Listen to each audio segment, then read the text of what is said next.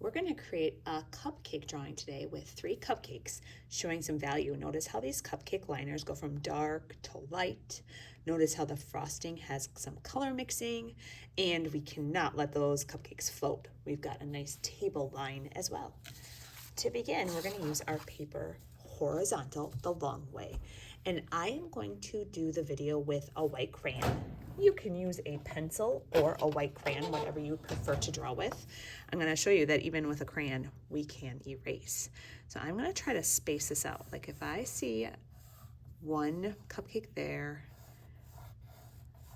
2, I'm just kind of mapping out those curved lines, making sure I can fit all 3 on my paper. From there, I'm going to make those curved lines into the cupcake liner. I have lines that are coming out slightly at an angle, and then I'm going to match that curved line at the top. It's not straight across. The shape starts to look like a trapezoid with some curved lines. I'm doing that on all 3. From there, my cupcakes, I'm going to want mounds of frosting. So I might just have a curved line at the top to start with for my drawing part. I can always change that shape when I'm coloring. All right, the last thing I'm going to pencil in is that table line. It's kind of like a pattern. I see the table, I don't see the table. I see it, I don't. I see it, I don't. There we go. Now that I have those penciled in, we're going to use a combination of both glow oil crayons and regular oil crayons. I want you to try mixing colors that are close to each other on the color wheel. So we looked at the color wheel beforehand. We know that pink is a type of red. So if I use pink, I know pink and purple are next to each other on the color wheel. They will mix. So what I'm doing is I am going over this layers and layers, pushing hard, getting a nice layer of pink and about half of the frosting.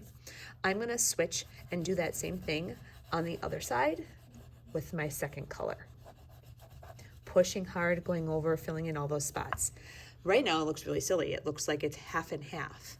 I'm going to start to go over the middle part, and I'm going to do that with both crayons, mixing and blending them together, and I start to see a value.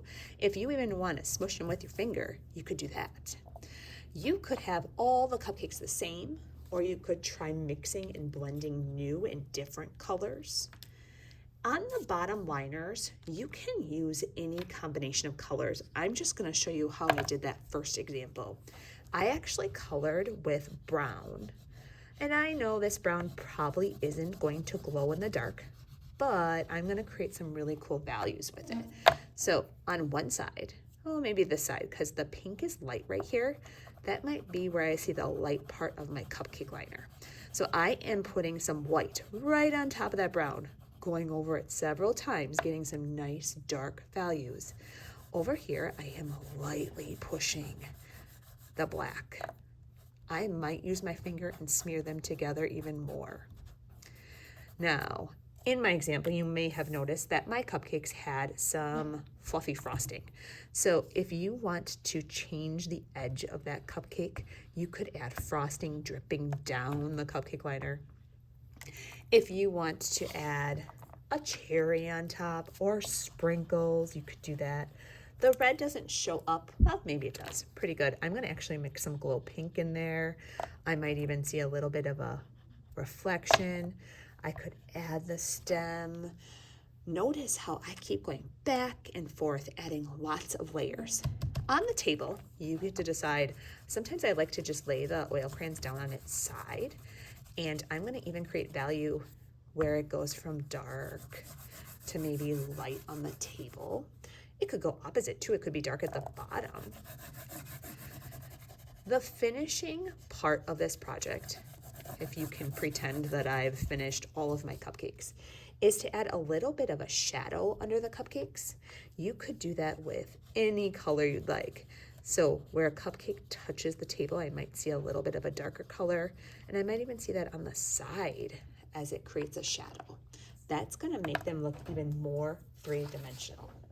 Remember, a finished project has lots of layers on all 3 cupcakes. creating those lights and darks everywhere. This is a project you definitely don't want to rush.